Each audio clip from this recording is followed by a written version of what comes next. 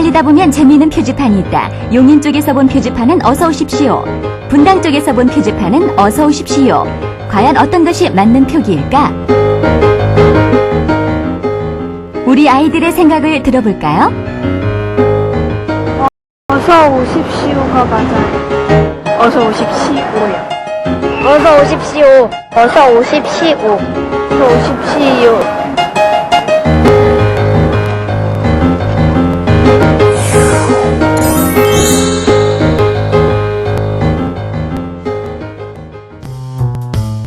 네, 안녕하십니까? 네. 예, 국어 맞춤법 교실의 박동근입니다.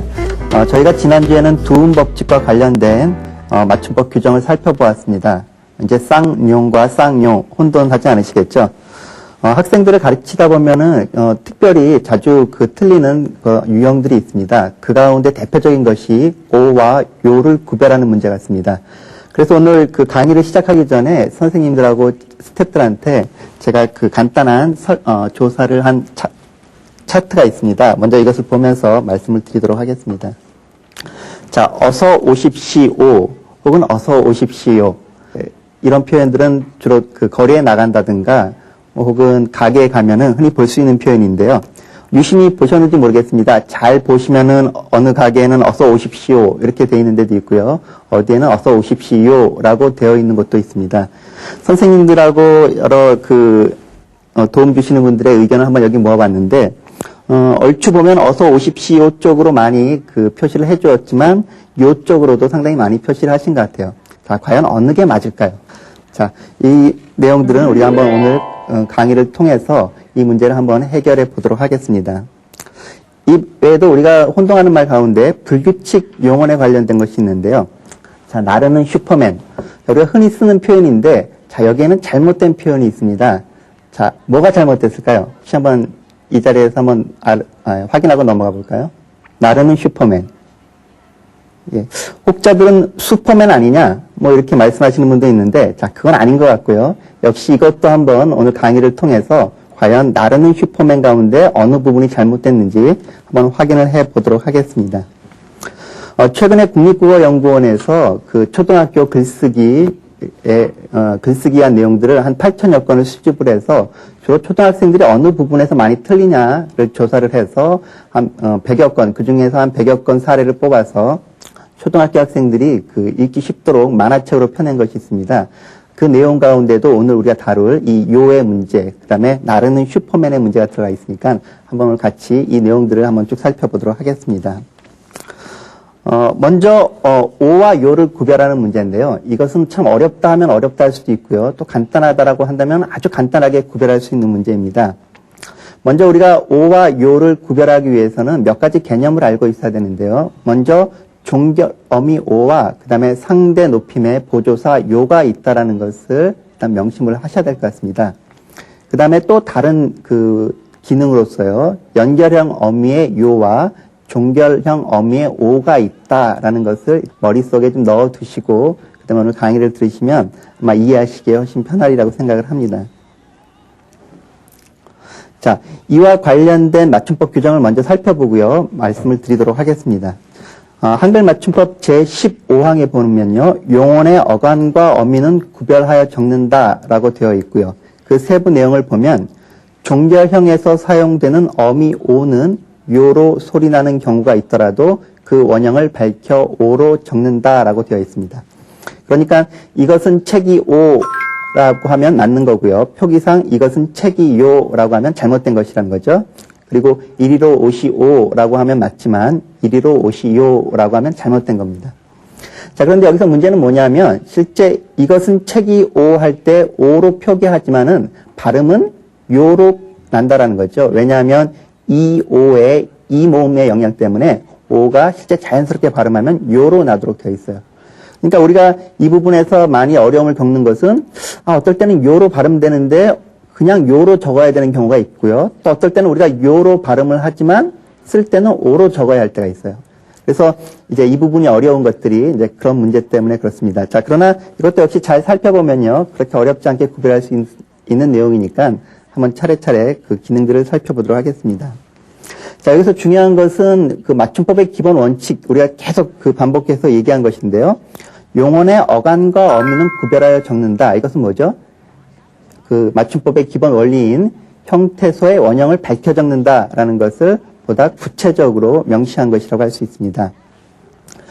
즉, 우리가 용언이라는 거죠. 동사와 형용사는 그 의미 부인 어간과 그 다음에 활용하는 부분인 어미 부분으로 나눠져 있으니까 우리가 적을 때는 어간의 형태와 어미의 형태를 나눠 적는다라는 것이 바로 이 설명 부분입니다. 앞에 규정에서 보면요. 이것은 책이오의 경우에 실제 우리가 발음은 책이요라고 발음하도록 되어 있지만은 자, 여기서 뭐라고 되어 있느냐. 종결형에서 사용되는 어미는 요로 소리 나더라도 오로 적는다라고 되어 있으니까 오로 적게 되는 거죠. 자, 그래서 왜 오로 적느냐? 종결형 어미가 기본적으로 원형이 오기 때문에 뭐 요로 나든 발음할 때 오로 나든 늘 일관되게 오로 적는다라는 거죠. 그것이 바로 이제 우리가 지금까지 계속해서 반복해서 얘기했던 형태소의 원형을 밝혀 적는 원리 때문에 그렇습니다. 자, 우리말에는 그 높임법이 아주 발달한 거 뭐 다 잘 아시죠, 선생님들은요. 그래서 우리는 상대방을 높일 때 높임에 내가 얼만큼 높여야 되느냐에 따라서 거기에 붙이는 그 어미가 달라요. 그래서 상대방을 아주 높일 때는 가장 높일 때는 씁니다라는 표현을 붙이고요. 그 다음에 그거보다 약간 낮춰서 얘기할 때는 우리가 의오 혹은 오라는 표현을 써서 상대방을 높입니다. 예를 들어서 갑니다. 가다라는 거에다가 읍니다를 붙인 거고요. 먹습니다. 입습니다. 혹은 책입니다. 이제 이건 상대방을 가장 높여서 표현할 때 우리가 사용하는 표현법이고요. 그거보다 약간 한 단계 낮춰서 말할 때는 오를 붙이는 거죠. 가오, 먹으오, 입으오, 이것은 책이오 이런 표현들이에요. 자, 그런데 실제 우리가 갑니다, 혹은 먹습니다, 먹으오 이런 표현 잘 하나요? 높은 표현이지만 사실 젊은 사람들은 잘 안 해요. 특히 뭐 초등학교 학생들은 더 말할 것도 없습니다. 그러면 높일 때 어떻게 하느냐? 씁니다나 오 대신 뭘 붙이느냐면 요를 붙여요. 그래서 갑니다 이런 표현 안 하고요. 어린이는 저 집에 가요 이렇게 얘기를 하고요. 이거 먹어요 혹은 입어요. 자, 이렇게 요를 붙여서 말하죠. 자, 잘 보면요. 이제 우리가 공부해야 될 부분은 바로 가, 오 할 때 오하고 가, 요 할 때 요를 구별하는 일이에요. 자, 이 오하고 요는 하필이면 형태도 아주 비슷하고요.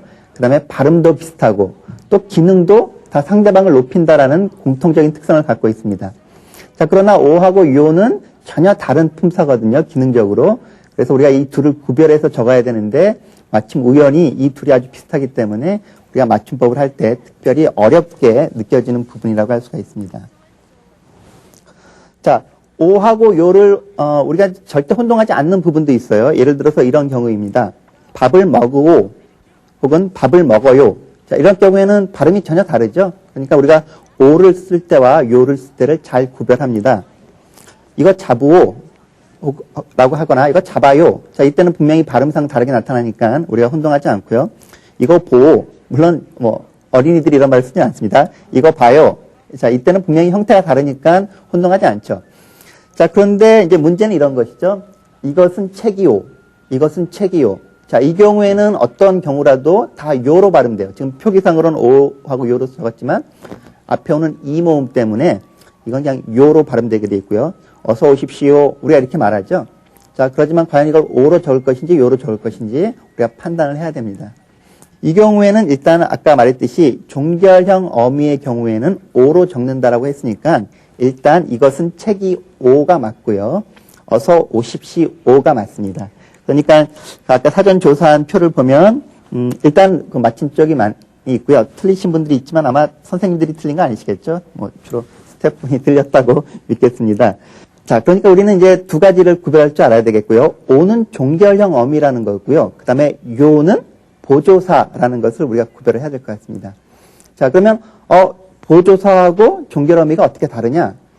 이것을 아는 게 이제 관건이라고 할 수가 있는데요. 이것을 쉽게 구별할 수 있는 방법은 어미라는 것은 뭐냐면 어간 어미 이렇게 얘기를 하죠. 그래서 어미는 동사의 일부분이에요. 그래서 먹다, 먹고, 먹으니, 먹으면서 해서 고, 은이, 면서 이런 것들이 어미인데 이거는 결국 먹다라는 동사의 일부분이고요.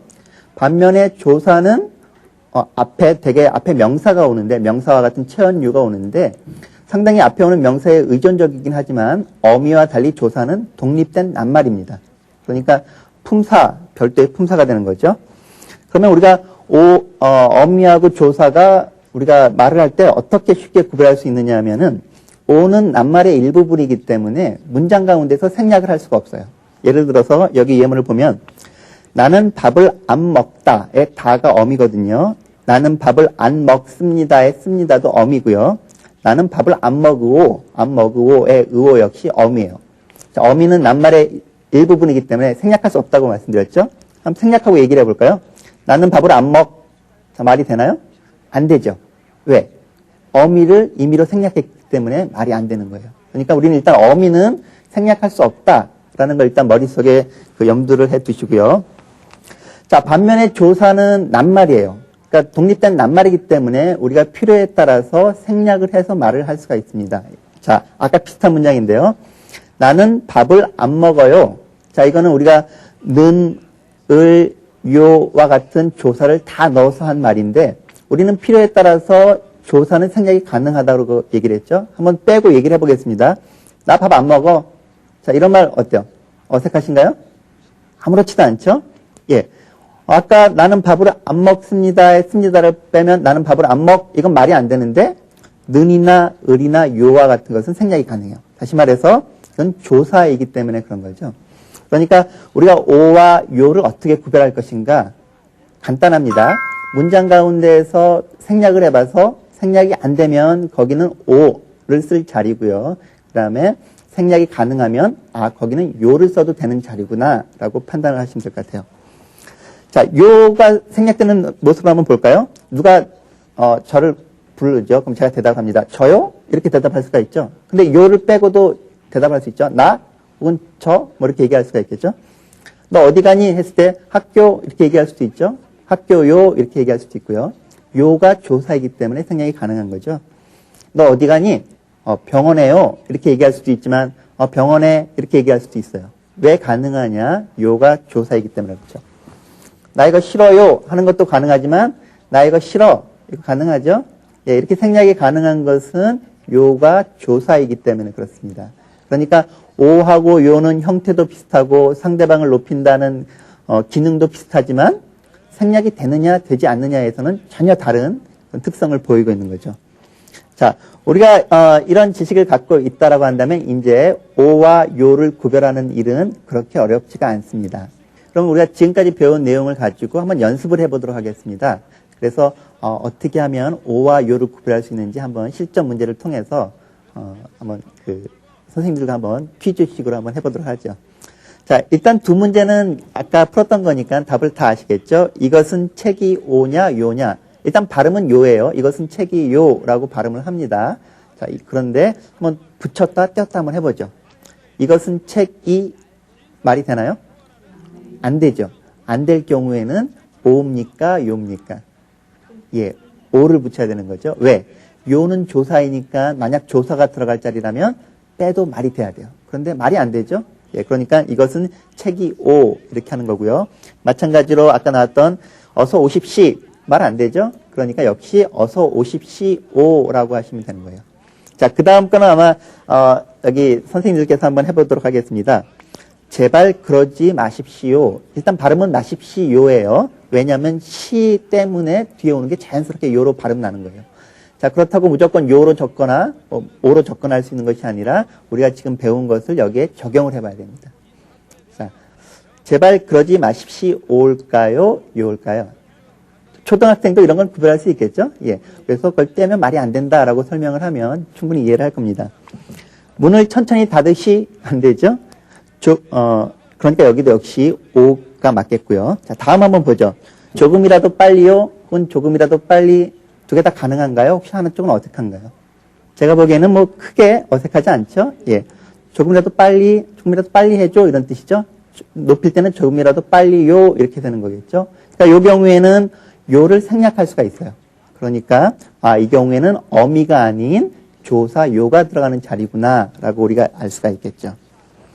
자, 우리가 아마 첫날인가 둘째 날에도 했던 내용 같습니다. 아니 오냐 아니 요냐 누가 물어봤을 때 그렇죠? 예 아니 요. 물론 발음은 아니 요예요. 역시 니의 이 모음 때문에 뒤는 무조건 요로 발음 나게 돼 있어요. 그럼 표기상 오로 할 것인지 요로 할 것인지를 우리가 선택을 해야 되는데 아니요, 제가 하겠습니다. 혹은 또 생략을 해서 아니, 내가 할게. 어때요? 두 개 다 어색하지 않죠?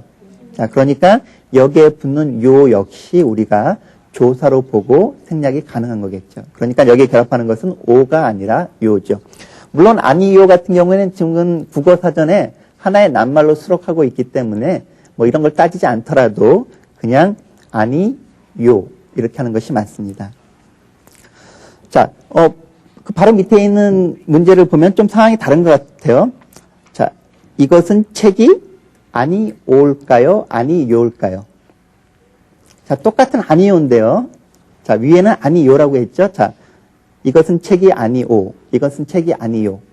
자, 또 띄어내면 되겠죠. 오나 요를 띄어서 한번 말을 해봅시다. 어떤 것 같아요, 선생님? 이것은 책이 아니 말이 되나요? 안 되죠? 예, 그러니까 이때는 요가 아닌 오가 결합을 하는 거죠. 그래서 이것은 책이 아니오라고 말씀을 하셔야 됩니다. 그리고 그렇게 써야 되겠죠. 자, 이렇게 하면 우리가 쉽게 오와 요를 구별하는 것들은 뭐 크게 어렵지 않다라는 것을 판단할 수가 있습니다. 이것저것 또 다 어렵다라고 생각하면은 그냥 쉽게 기억할 수 있는 방법은 시 뒤에는 무조건 오다 이렇게 기억을 하셔도 크게 무리가 없어요. 그래서 보십시오. 50시 오죠. 마십시 오, 다드시 오 이렇게 우리가 주로 이제 가게 문, 미닫이 문 들어가면 이렇게 조그맣게 글 써 있죠. 당기시 오, 미시 오라고 써 있는데 잘 보시면 어떤 가게는 당기시 요 이렇게 써 있는 데도 있고 미시 요 이렇게 써 있기도 하고 그래요. 자, 뭘로 써야지 맞죠?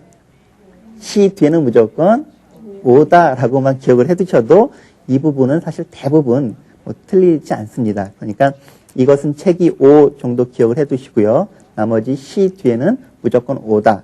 물론 원리적으로 더 이해를 하는 것이 물론 더 좋겠고요.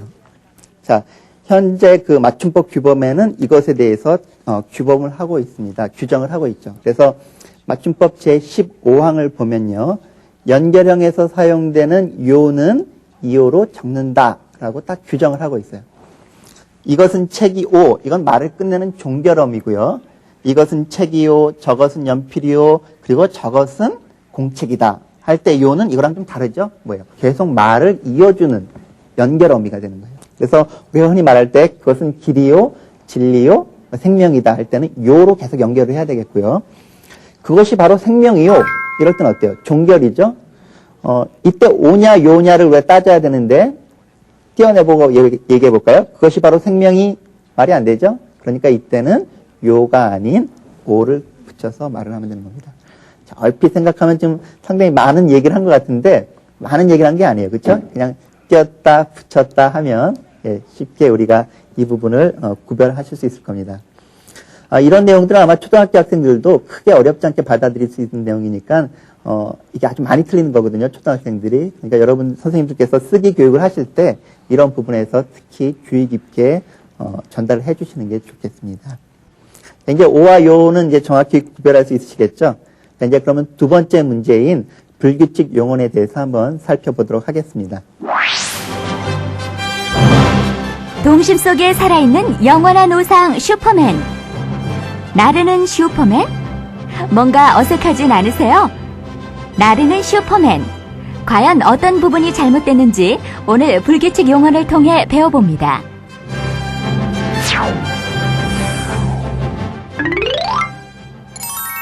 불규칙 용언에 대해서 한번 알아보도록 하겠습니다. 그 자료 화면 보셨죠? 예. 자, 우리가 흔히 나르는 슈퍼맨, 자, 이렇게 말하기도 하는데, 우리가 처음에 한번 그 문제를 냈었는데, 자, 어느 부분이 잘못됐는지 혹시 그 말씀해 주실 선생님 계세요? 나르는 슈퍼맨. 자, 일단 이 표현이 어색한지 자연스러운지 먼저 그냥 그 평소 말 습관에 따라서 판단을 해 보시면 될 것 같아요. 나르는 슈퍼맨. 자연스러운가요? 예, 보통 평소 생각하시는 대로 말씀해 주시면 됩니다. 예, 나르는 슈퍼맨은 잘못된 표현이고요. 나는 슈퍼맨. 자, 이렇게 얘기를 해야지 맞습니다. 자, 그러면 과연 왜 나르는 슈퍼맨이 틀리고 나는 슈퍼맨이 잘못된 것인지 한번 살펴보도록 하겠습니다. 자, 그러기 위해서는 우리가 불규칙 용언 또는 불규칙 활용이라는 개념을 좀 이해를 해야 되겠습니다.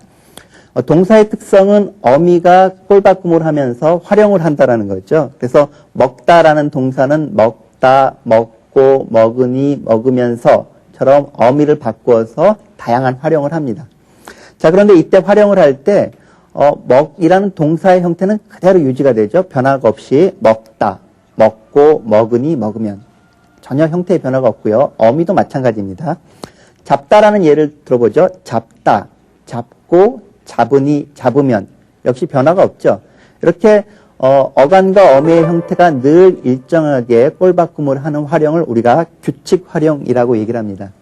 자, 그런데 많은 동사의 경우나 형용사의 경우에는 이렇게 반드시 규칙적으로만 활용을 하는 것은 아닙니다. 예를 들어서 걷다라는 동사를 한번 놓고 보면요. 걷다, 걷고까지는 걷이라는 어간의 형태가 그대로 잘 보존이 됩니다. 그런데 거기에다 음연을 붙이면 어떻게 되느냐? 걸으면이 되죠. 걷다는 받침이 디귿인데 거기에 음연을 붙이면 디귿이 리을로 갑자기 변하는 거예요. 그렇죠? 자, 긋다라는 말도 한번 봅시다. 선을 긋다 하는 것인데 기본형은 긋다죠.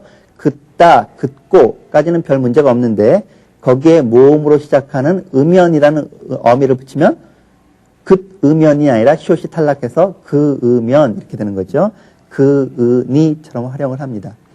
이렇게 활용을 할 때 어간이나 어미의 일부 혹은 모두가 바뀌는 현상을 우리가 불규칙 활용이라고 얘기를 합니다. 자, 우리가 맞춤법의 기본 원리 계속 반복적으로 말씀드리지만 원형을 밝혀 적는 것이에요. 자, 그런데 불규칙 활용의 경우에는 현행 맞춤법에 따르면 벗어난 대로 적는다라고 되어 있습니다. 그러니까 우리가 그 음연이 시옷이 탈락했으니까 원형을 밝혀야 돼. 그래서 그 음연으로 적어야 된다라고 하면 잘못된 거라는 거죠. 그래서 우리 현대 그 맞춤법에서는 활용형의 경우에는 소리 나는 대로 쓰는 그 예외 조항을 두고 있습니다. 물론 이제 긋다 같은 경우에는 어느 한 방언에서는 긋다, 긋고 그으면 안 그러고 어떻게 해요? 그서 뭐 이렇게 발음하죠. 어렵죠. 그서. 거기는 규칙 활용을 하는 거예요. 쉽게 말해서 서울말에서는 시옷 불규칙 활용을 하는데 어떤 방언에서는 그서 뭐 이렇게 얘기를 합니다. 거기는 이제 불규칙 활용을 하는 거죠. 규칙 활용을 하는 거죠. 자, 그러나 맞춤법은 어디까지나 표준어를 대상으로 하는 규정이니까 표준어에서는 시옷이 탈락하니까 탈락한 대로 그으면 자 이렇게 표기를 해야 되겠죠. 자, 그러면 나르는 슈퍼맨과 나는 슈퍼맨 가운데 왜 나는이 맞느냐? 바로 날다라는 동사가 활용을 할 때 일부가 탈락을 하는 불규칙 동사이기 때문에 그래요. 자, 그러면 날다라는 동사는 어떻게 활용하느냐? 일단 날다, 하늘을 날다, 하늘을 날고. 자, 여기까지는 별 문제가 없는데요. 거기다가 음연을 붙이면 나르면이 아니라 하늘을 날면이 되는 거고요. 거기다 니를 붙이면은 하늘을 나르니라고 하면 안 되고요. 하늘을 나니라고 해야 되겠죠. 그 다음에 우리가 슈퍼맨, 하늘을 나르는이 아니라 는을 붙이면 하늘을 나는 슈퍼맨처럼 리을이 탈락을 해요. 다시 말해서 날다라는 동사는 리을 불규칙 동사라고 얘기를 합니다. 그래서 불규칙 동사는 소리 나는 대로 표기를 해야 돼요. 그냥 우리가 규칙 활용으로 계산을 해서 날으니 날으니 이렇게 적어주면은 우리가 제대로 된 발음을 그 표기만 가지고 이끌어낼 수가 없습니다. 그래서 일종의 그 원형을 밝혀 적는 것에 대한 예외 조항이라고 할 수가 있겠죠. 자, 나는 슈퍼맨. 그런데 왜 우리는 나는 슈퍼맨이라고 안 할까요? 자, 왜 하필이면 나르는 그런 그 잘못된 발음 습관이 생겼을까요? 나는 슈퍼맨 하면 어법으로는 맞는데 의미적으로 우리가 어떻게 받아들여지냐면 뭐 영어로 하면 I am a 슈퍼맨처럼 잘못 오해를 하는 거예요. 그러니까 사람들이 그 부분에서 나르는 이렇게 발음하는 것이 습관화돼서 이제는 나르는 슈퍼맨 그게 아예 자연스럽게 받아들여지는 것 같아요. 그러나 우리가 부분 보면은 우리가 나르는이 되게 어색하다는 표현을 분명히 찾을 수가 있는데 그래서 나는 새도 떨어뜨린다 이런 표현을 하죠.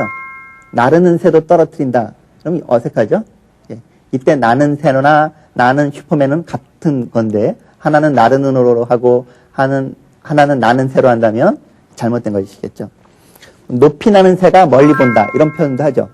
높이 나르는 새가 멀리 본다 이렇게 합니까? 아니죠. 그러니까 나르는 슈퍼맨은 너무 입에 익어서 맞는 것 같지만 잘못된 활용이다라는 것을 꼭 기억을 해두시기 바랍니다. 자, 그래서 우리말에는 이런 그 불규칙 활용들이 많은데요. 우리가 특별히 주의할 부분만 한번 보도록 하겠습니다. 빨래를 물에 담궈두다. 자, 이렇게 흔히 쓰는데 기본형이 담그다지요. 그래서 여기에 어가나 아가 붙으면 담가로 활용을 합니다. 그러니까 담궈라고 하면 잘못된 거고요. 문을 잘 잠궈주세요. 이렇게 얘기를 하죠. 그런데 기본형은 잠그다예요. 그러니까 여기에 아나 어가 결합을 하면 의가 탈락을 하는 불규칙 동사예요.